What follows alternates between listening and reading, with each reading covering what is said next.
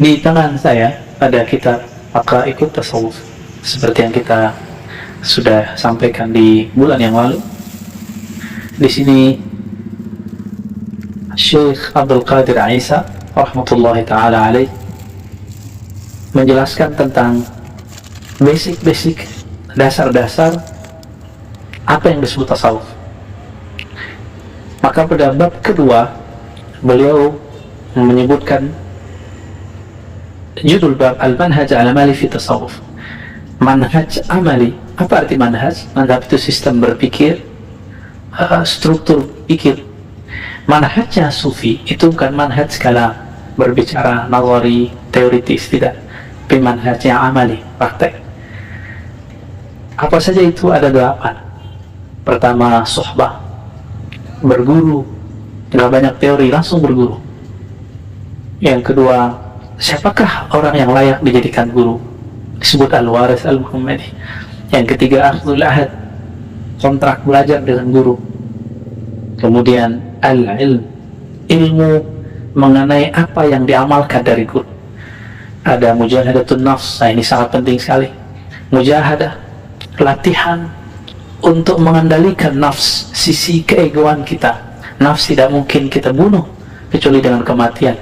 Maka selama hayat kita masih ada pada badan ini, kita tidak boleh membunuh nafs, jiwa, ego. Tapi yang ada adalah mengendalikannya.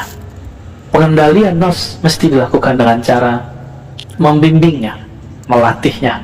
Maka orang yang tidak pernah melatih nafsnya akan senantiasa menjadi sibaiyah, menjadi karakter yang sangat buas, karakter yang disebut bahimiyah, karakter yang kita artikan sebagai karakter binatang ternak. Yang keenam yaitu az-zikr, praktek zikir.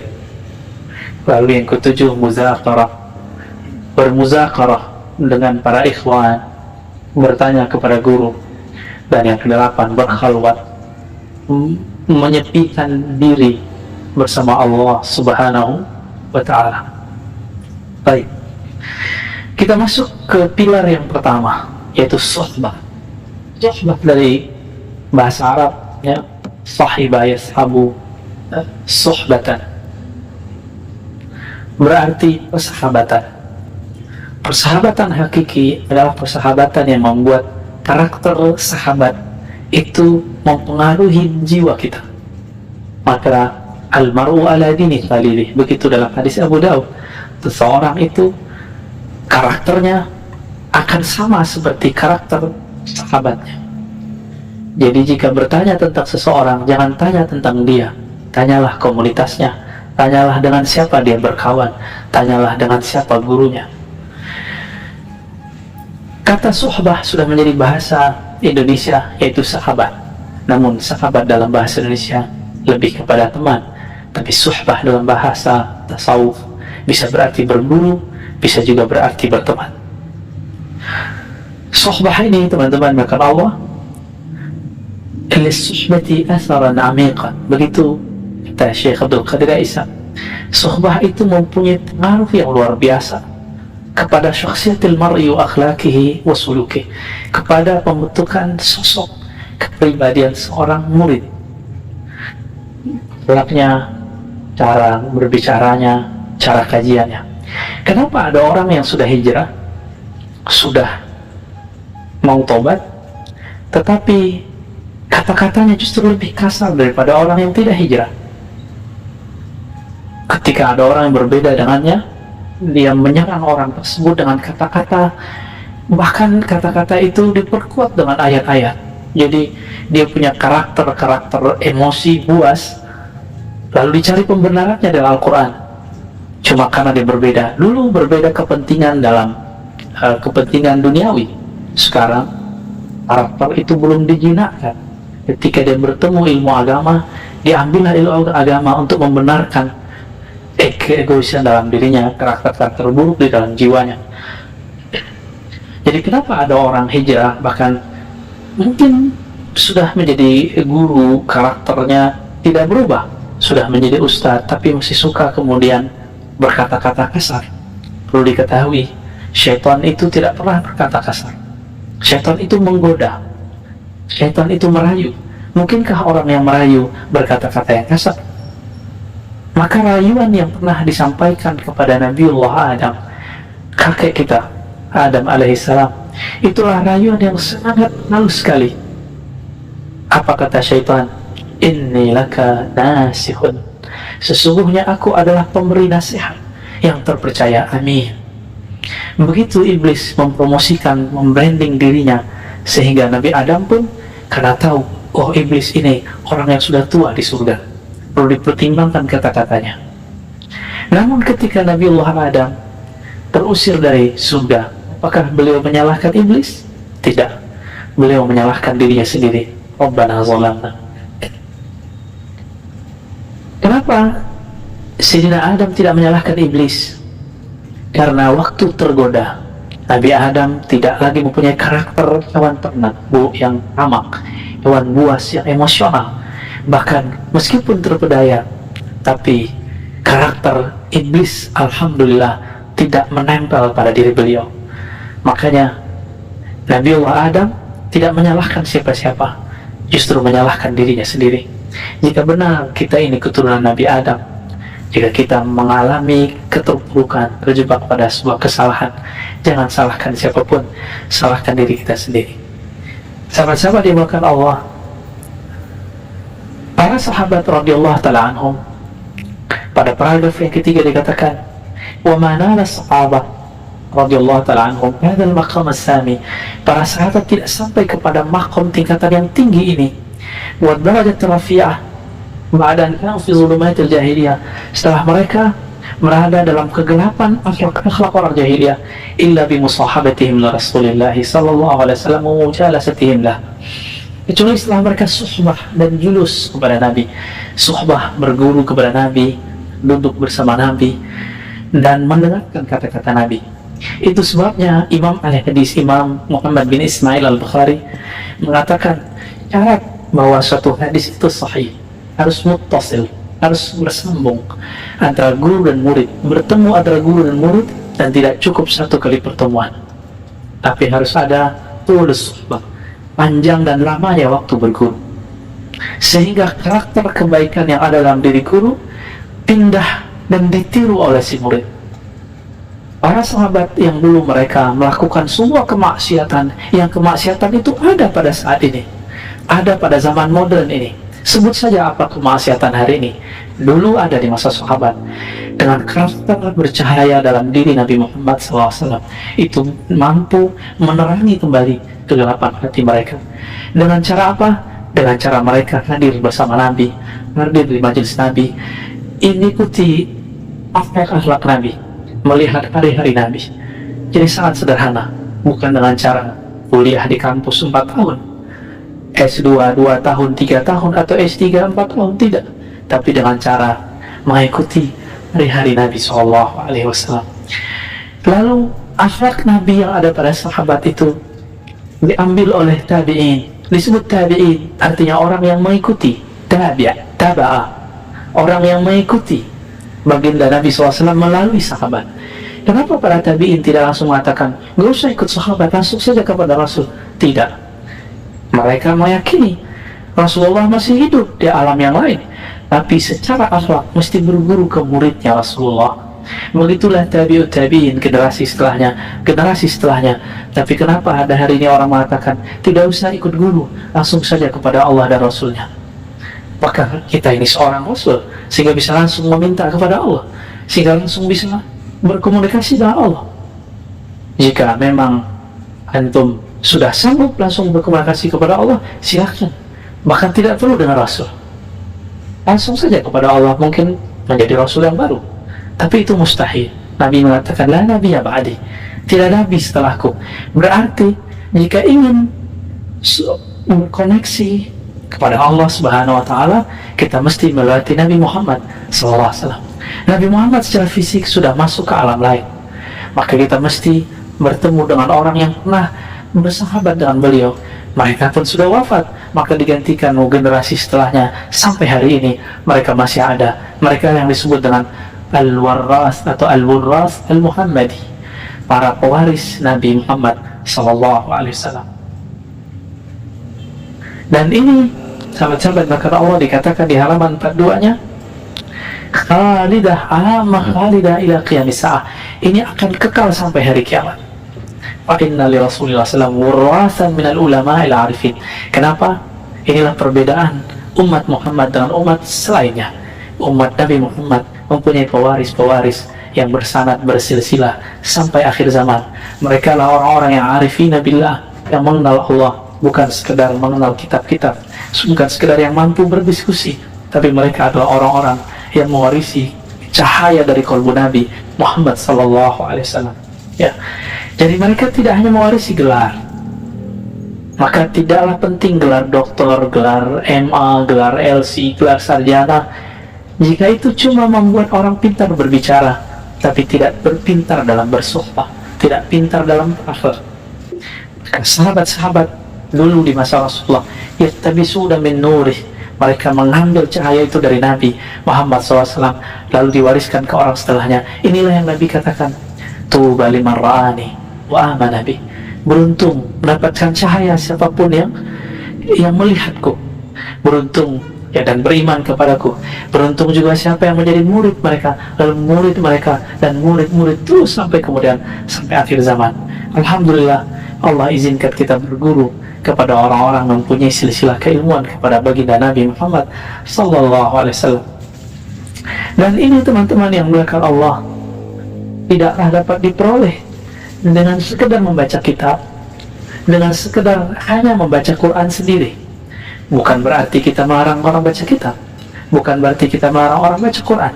Suatu kali Ubay bin Ka'ab dalam halaman 45 diceritakan bahwa beliau melihat di masjid dan mendengar ada orang baca ayat Al-Quran yang berbeda dengan yang dia dengar dari Nabi Muhammad SAW.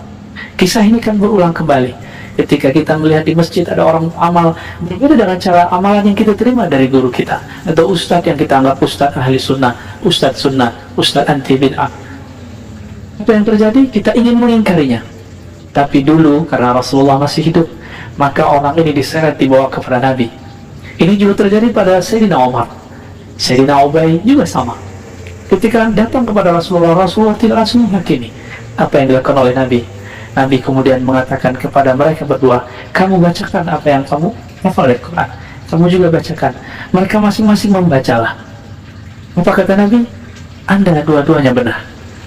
Artinya teman-teman, sahabat-sahabat melakukan Allah, kebenaran mutlak milik Allah, tapi jalan mencapai kebenaran lebih daripada satu.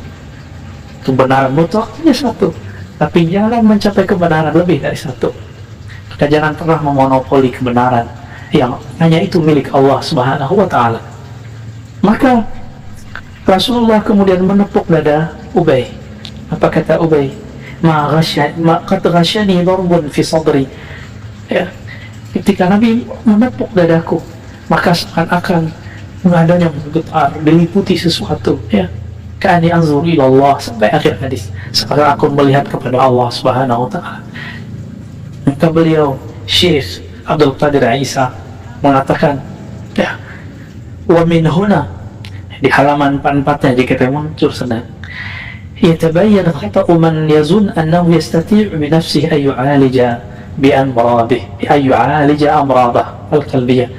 Maka kelirulah orang yang beranggapan bahwa dirinya sanggup mengobati dirinya sendiri, dirinya sanggup mengobati penyakit-penyakit kolbunya. Dan ini, teks ini dicetakkan awal-awal disalahfahami oleh pembaca, maka dipotong oleh mereka. Mungkin setelah ini juga ada yang memotong video kita, ya. Apa kata beliau? Keliru juga orang yang mengira ayatakhallasa min ilalihi nafsiyah, dia sanggup terbebas dari penyakit-penyakit keegoan bi majarrat qiraatil Quran, dengan hanya membaca Al-Quran. Abdul Qadir Isa pada bagian footnote-nya mengatakan, kalimat aku ini disalahfahami oleh orang-orang yang berprasangka buruk. Mereka mengira saya melarang orang baca Quran, menghina orang baca Quran. Begitulah orang-orang yang hasad, selalu memelintir kata-kata lalu tidak menjelaskan apa maksudnya, selalu motong kalimat tanpa menjelaskan kesempurnaannya. Dari dulu, dari masa beliau ternyata sudah begitu. Jika hari ini ada, mungkin mereka satu komplotan, satu pewaris. Ternyata sifat buruk pun diwariskan. Setiap orang yang ego, tidak mau berguru, akan mengalami hal yang sama dengan orang-orang sebelumnya, walaupun formulasinya berbeda. Bahkan kata beliau, wal ittila' ala hadis Nabi SAW, bahkan orang yang hanya membaca hadis Nabi dari buku-buku, dari lembaran kertas, itu tidak akan terbebas dari sifat-sifat zulumat, kegelapan dalam dirinya, jika hanya sekedar membaca tapi tidak berguru kepada orang yang membacanya. Zalika li'anna al-kitab was sunnah qad jama'a anwal adawiyah. Kenapa? Karena Quran dan sunnah itu ibarat taman herbal, ibarat ruang yang di situ ada macam-macam obat, macam-macam bahan pengobatan, yang bahan-bahan itu hanya bisa diramu oleh pakarnya. Dalam bahasa Arab disebut dengan saidali. Barangkali hari ini kita sebut dengan seorang pakar apotek. Pada buddha ma'amu min tabibin, seorang apoteker pun tidak bisa sendiri, dia butuh diagnosa dari seorang dokter. Maka butuh seorang tabib, yasifu li kulli da'in dawa wa li kulli illatin ilajuha. Butuh seorang dokter yang mampu menjelaskan, ini obat untuk penyakit apa, ini penyakit obatnya apa. Al-Quran itu obat, syifa'un lima fis sudur. Namun siapa yang mengerti bahwa ayat ini obat penyakit ini? Hanya orang-orang yang mewarisi obat itu dari baginda Nabi SAW. Dan itu tidak bisa cuma dengan sekedar membaca kitab. Saya sering membuatkan analog. Jika teman-teman mampu membaca 1000 kitab kedokteran, apakah sudah boleh membuka praktek kedokteran? Jika saya membaca 100 buku pijit, buku tentang cara mengurut, apakah kemudian saya boleh buka praktek urut? Begitulah seterusnya. Sama, jika dalam hal ilmu duniawi kita harus punya sertifikat, ijazah, izin dalam membuka praktek, apatah lagi dalam soalan akhirat, persoalan agama, maka perlu ada izin dari orang yang ahli. Fas'alu ahla dzikri in kuntum la ta'lamun. Maka bertanyalah, minta izinlah kepada ahlinya jika engkau tidak mengetahui.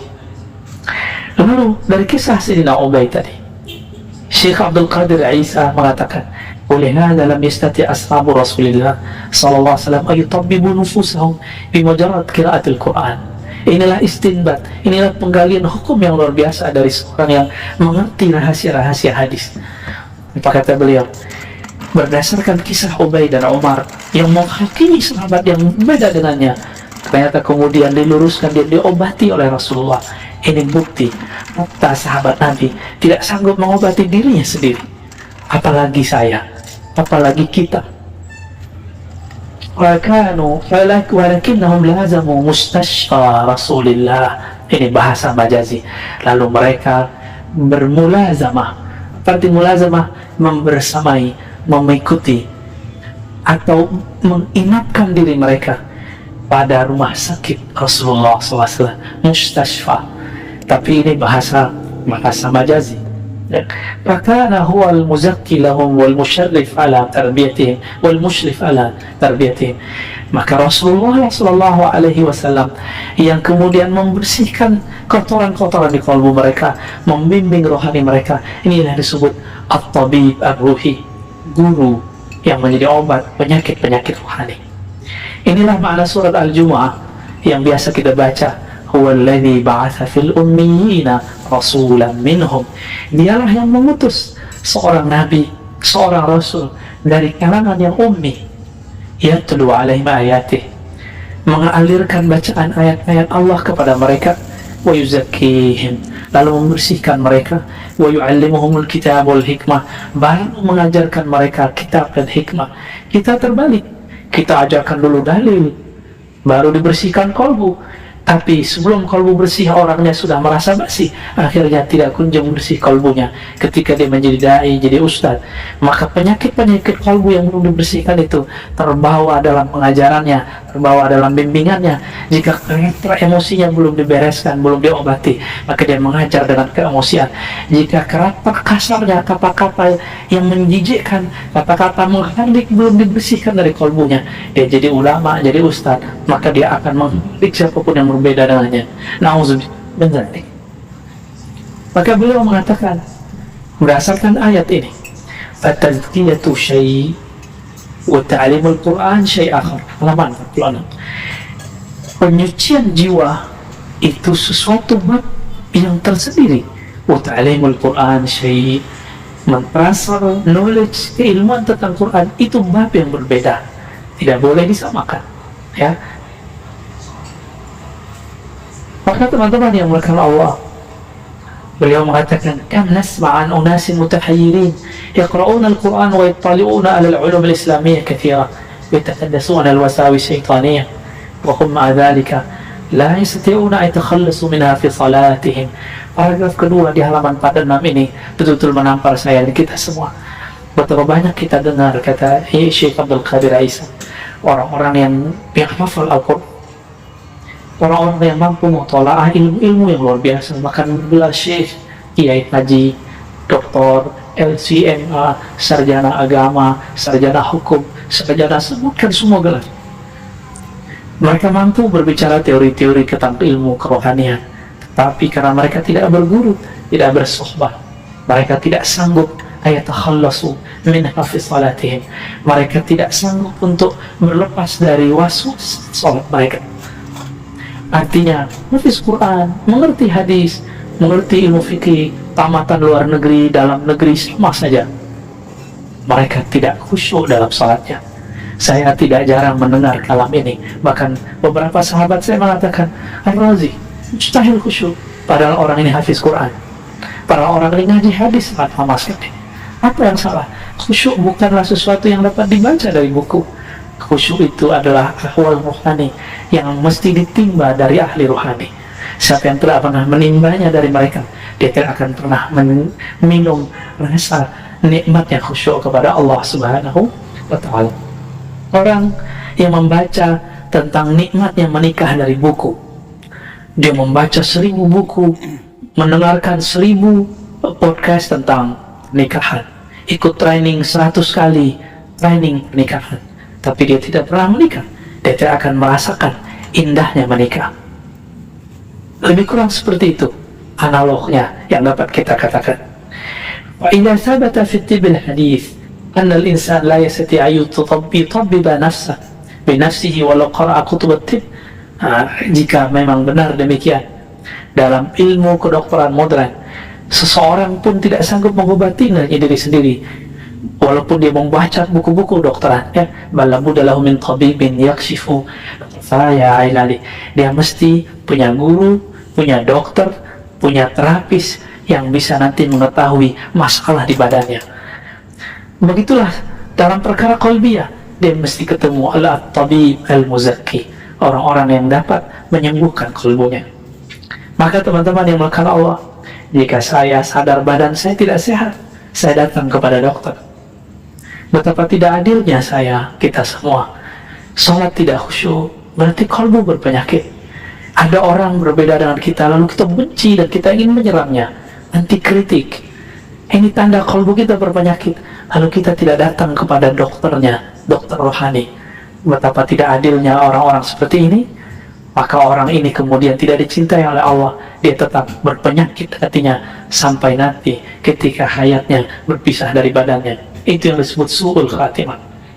Sahabat-sahabat berkata Allah, jika seorang dokter tidak mungkin dengan membaca buku atau nonton TV, harus dia kemudian mendapatkan sertifikat izin daripada institusi resmi yang mengatakan kamu menjadi dokter, dengan sumpah seorang dokter setelah kuliah 4 tahun 5 tahun lalu kemudian naik kedokteran.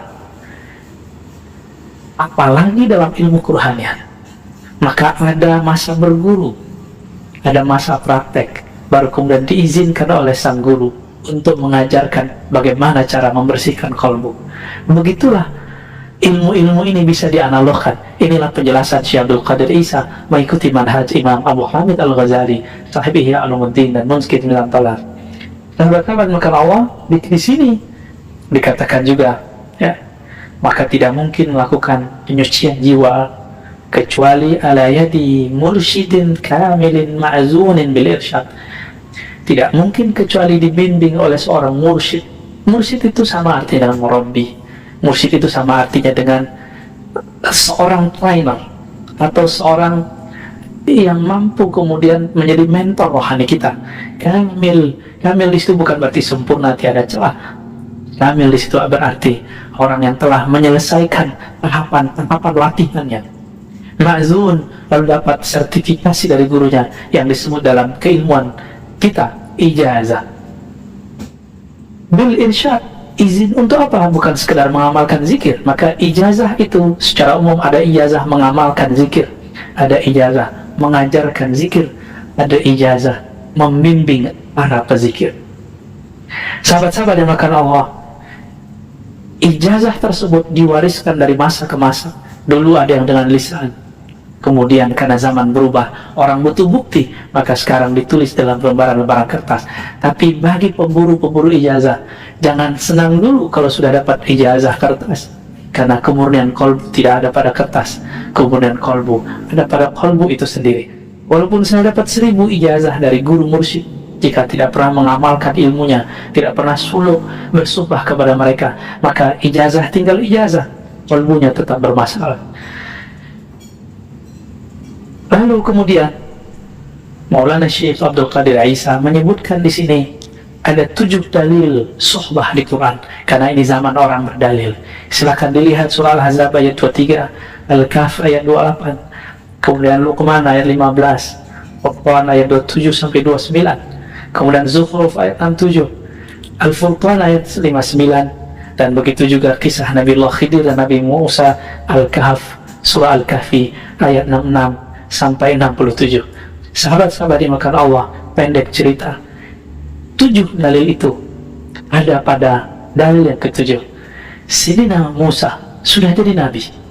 Coba bayangkan, seorang rasul, seorang nabi bisa berkalam-kalam dengan Allah, tapi masih butuh seorang guru. Adakah di antara kita yang lebih mulia daripada Nabi Musa?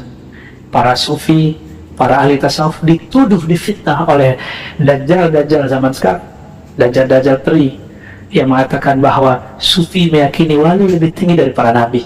Tidak, wallahi demi Allah, ini tuduhan buhtanun azim, ini tuduhan yang sangat keji sekali.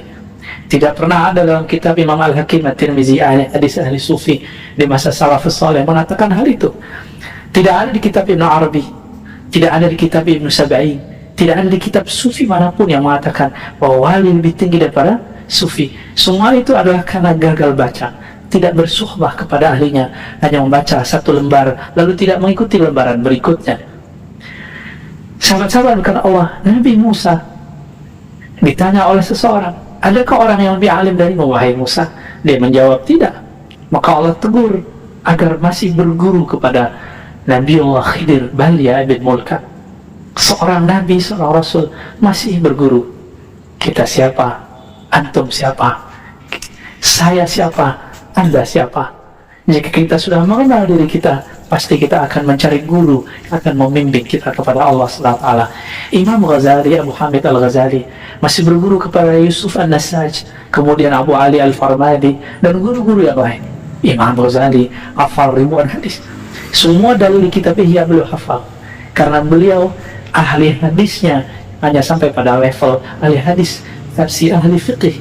Maka beliau menghafalkan matanya, teksnya, tapi tidak menghafalkan sanadnya. Berbeda dengan Ibnu Jauzi yang mengkritisi Imam Ghazali, hafal sanad dan matanya. Tapi zaman hari ini cuma mengajarkan arba'in 42 hadis disebut Ustaz Sunnah. Ya, orang cuma baca kitab Sahih Bukhari dianggap sudah langsung berbicara kepada Nabi atau langsung bisa berguru kepada Nabi. Betapa jauhnya manhaj kita dengan manhajnya ulama-ulama terdahulu. Sahabat-sahabat yang dimuliakan Allah, apa kontrak belajar antara Nabi Musa dan Nabi Khidir? Kata Nabi Musa dengan rendah hati beliau berkalam dalam surah Al-Kahfi ayat 66 di kitab ini halaman 47.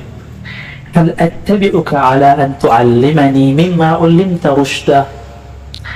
Apakah engkau perkenankan aku wahai Bali Khidir agar engkau mengajariku apa-apa yang Allah ajarkan kepada engkau daripada rushda, petunjuk-petunjuk. Maka seorang guru yang mampu memberikan rushda disebutlah guru itu mursyid, al-rasyada, ya, yang kemudian fa'ilnya disebut rasyid atau arsyada, yurshidu, irsyadan, fahuwa mursyidun.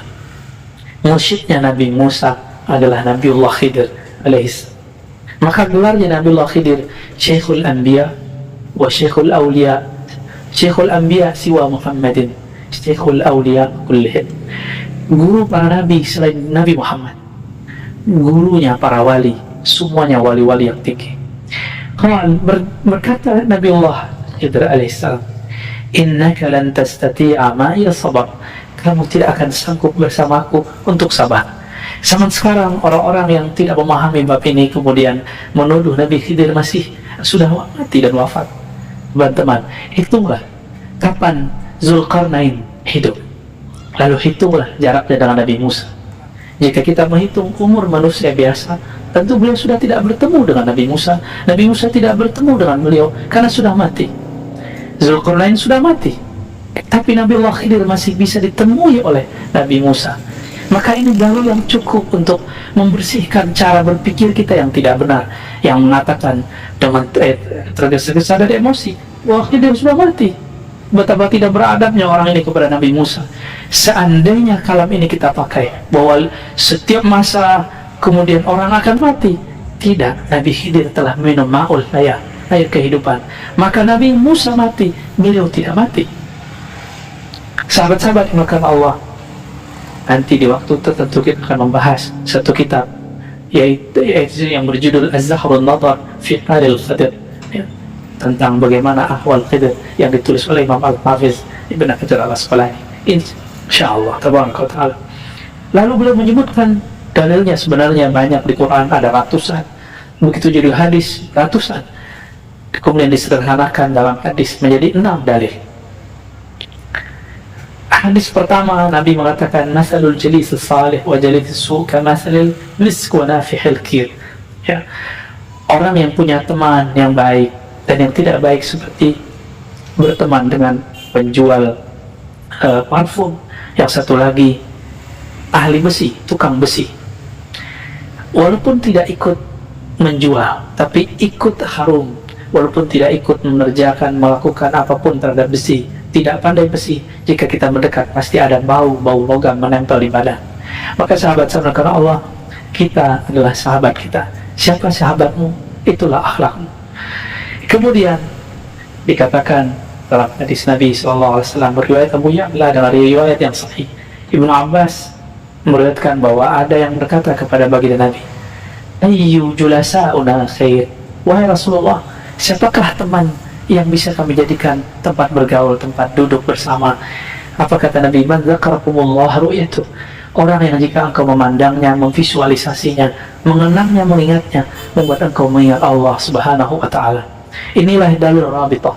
Nanti semakna diriwayatkan oleh Imam Abu Nu'aim, Imam Ahmad, Imam Hakim dengan lafaz yang berbeda-beda.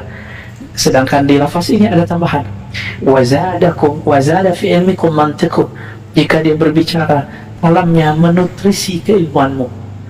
Wa dzakarakum fil akhirati amalu, jika engkau lihat amalnya, akhlaknya membuat kamu mendapatkan zat bekal di akhir. Sahabat-sahabat dimuliakan Allah, kemudian dalam hadis yang keempat kita loncat, Nabi SAW mengabarkan nanti di akhirat akan ada sekelompok orang bukan nabi, bukan syuhada, tapi mereka dikagumi oleh para nabi dan para syuhada.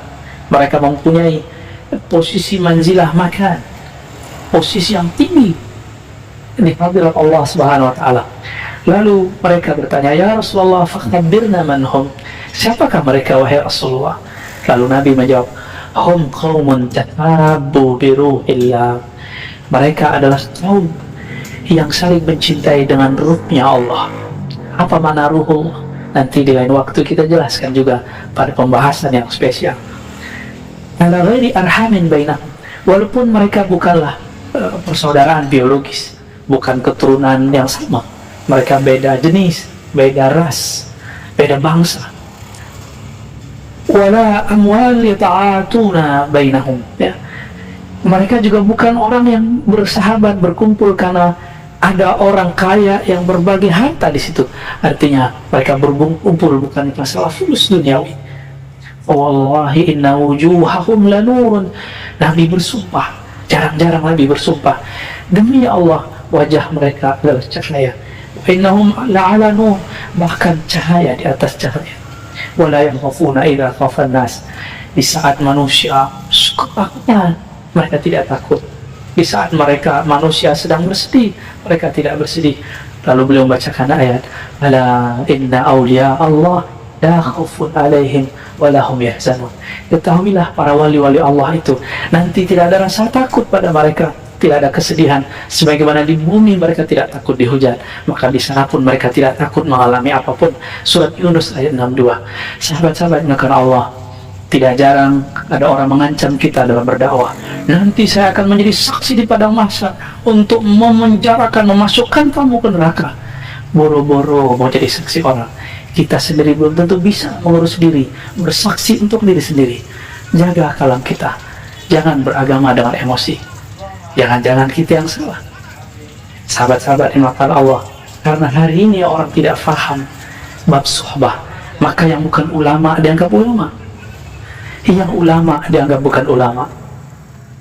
Orang yang dari kecilnya sekolah keagamaan sampai S3-nya di ahli tafsir di negeri ini, dihormati orang ini di Al-Azhar, dihormati orang di kancah internasional, tapi di negerinya sendiri dihujat, dituduh syirik, dituduh liberal, dituduh cuma karena ada satu kelainan, perbedaan yang perbedaan itu sudah dimaklumi oleh alim.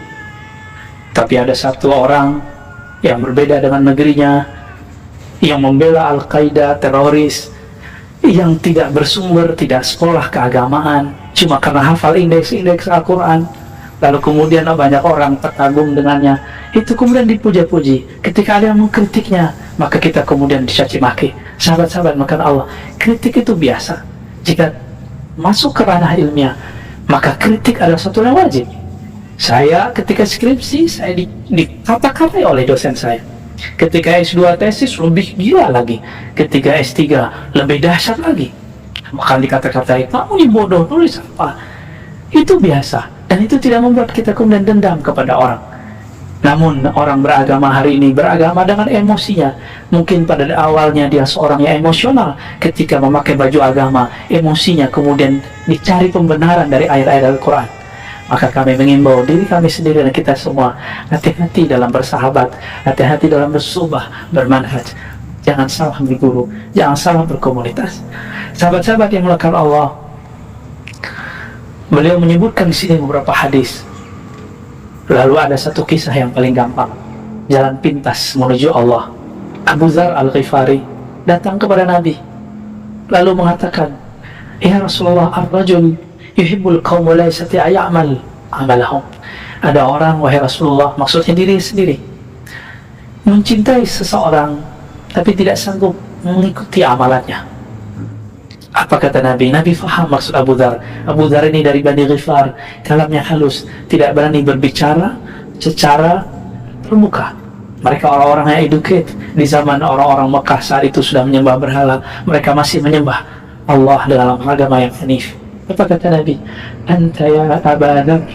Ketika Abu Dzar menggunakan kata kiasan, Nabi langsung menjelaskan secara terbuka, wahai engkau, wahai Abu Dzar, ma'aman ahbabta, akan bersama siapapun yang engkau cintai. Jika cinta dengan Nabi, akan bersama dengan Nabi. Mana bukti cinta kita kepada Nabi? Sudahkah kita bersolat kepada Nabi? Sudahkah meniru akhlak Nabi? Nabi ketika dicaci maki tidak balas mencaci maki. Ketika beliau dilempari oleh orang-orang Taif dengan lemparan yang menyakitkan dan menghinakan, beliau tidak membalas dengan doa sumpah serapah, adakallah, saya akan jadi saksi engkau nanti di akhir. Tidak. Ya, cari makan. Tidak. Nggak ada kalam-kalam begitu, ya. Bahkan tidak ada kalam anjing, kalam monyet, kalam binatang-binatang. Teman-teman, jika kolbu kita di dalamnya masih ada kebun binatang, maka yang keluar nanti nama-nama binatang. Jika di dalam kolbu ini ada kekotoran seperti WC, maka yang keluar nanti sumpah serapah yang jorok seperti yang ada di tempat buang air. Maka orang-orang seperti ini wajib dibersihkan. Maka sahabat-sahabat yang mendapatkan sahabat atau musuh seperti ini, jangan membalas. Orang ini masih perlu diobati. Satu kali Hanzalah dan Abu Bakar bertemu di jalan. Apa kata Abu Bakar? Kaifa anta ya Hanzalah? Ada apa dengan wajahmu wahai Hanzalah? Berarti di zaman Rasulullah para sahabat pun mengalami kegoncangan. Jangan dikira sahabat itu langsung sempurna. Mereka mengalami proses-proses juga.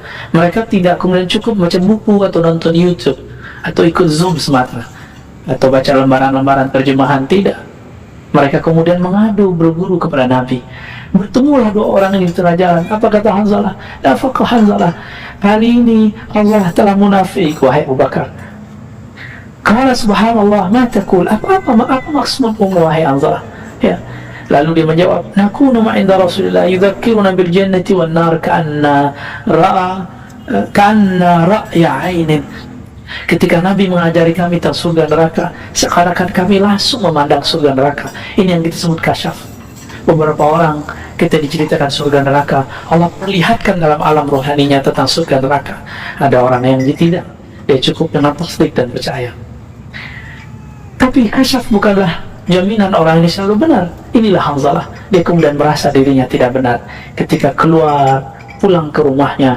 Afasana al-azwaj wal aulad wal dayat nasina kathiran. Ketika kami kemudian pulang ke rumah, ketemu pasangan anak, ketemu aktivitas, apalagi zaman sekarang ketemu gadget, smartphone, ketemu game, ketemu semuanya. Apa kata beliau? Nasina kathiran. Kami lupa banyak hal. Saya tidak tahu teman-teman apa yang dikatakan Abu Bakar dan Hanzalah. Seandainya mereka hidup di zaman kita, lalu beliau berdua melihat aktivitas kita ketika pulang. Kita lebih sedang buka YouTube, nonton film-film Korea kah? Tidak dilarang berhibur diri. Tapi jika waktu kita menghibur diri dalam sifat duniawi lebih banyak daripada ukhrawi, maka inilah yang dikatakan oleh Hanzalah. Hanzalah menuduh dirinya munafik, tidak menuduh orang munafik. Inilah sahabat Nabi, tidak pernah mengatakan dirinya munafik, tapi dia mengatakan nafaqah Hanzalah. Hanzalah lah yang munafik. Kata Abu Bakar, wallah, saya juga begitu.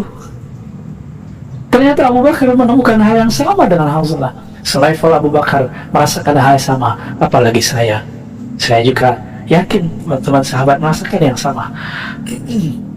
Kemudian datanglah mereka kepada Rasulullah. Lalu Rasulullah mendengar kalam Hanzalah. Apa kata Hanzalah? Nafaqah Hanzalah ya Rasulullah. Hanzalah munafik wahai Rasulullah. Lalu disebutkan, dilaporkanlah persoalan yang tadi. Apa kata Nabi? Nabi nggak bilang ke ente munafik, ente kacau, enggak. Nabi mengatakan, walladzi nafsi biyadi, demi zatku, demi jiwaku yang ada dalam genggamannya. Lau tadumuna ala ma kunta takununa indi fi dzikri wa fi dzikri la safatkumul malaika ala furusikum wa fi turukikum. Walakin ya Hanzalah sa'a wa sa'a. Nabi mengatakan, lau tadumun, seandainya kamu berpegang membawa rasa kerinduan surga, rasa bersamaku ke rumah. Ini yang kita sebut rabitah, rabitatul syekh, rabitatul kubur, rabitatul akhir. Mengikatkan hati dengan guru, mengikatkan hati dengan akhirat. Lalu mengikatkan hati fi zikri, dengan zikrullah, maka malaikat-malaikat akan datang menyalami kalian, baik furusikum, di atas tempat tidur kalian, dan di jalan kalian. Apa maksudnya? Dua tempat ini teman-teman adalah dua tempat yang paling mudah orang lalai. Kita lalai saat kita tidur di kasur-kasur kita, di ranjang-ranjang kita. Kita lalai saat kita di jalan, karena mata kita jelalatan. Kita melihat hal yang indah-indah menurut diri yang fisik. Tapi Nabi mengatakan apa? Kalau kamu bisa istiqomah membawa rasa ini ke rumahmu, ke tempat bekerjamu, ke tempat manapun engkau pergi, maka malaikat akan menyalamimu. Maka beberapa sahabat merasa dihadiri oleh malaikat-malaikat Allah. Begitu juga yang kita saksikan dari sahabat-sahabat kita yang Allah bukakan hatinya di saat zikir, di saat membaca Al-Quran. Dia mengalami hal yang sama dengan para sahabat. Tapi Nabi mengatakan, ya Hanzalah, walakin ya Hanzalah, bertahap ya Hanzalah, sedikit demi sedikit wahai Hanzalah.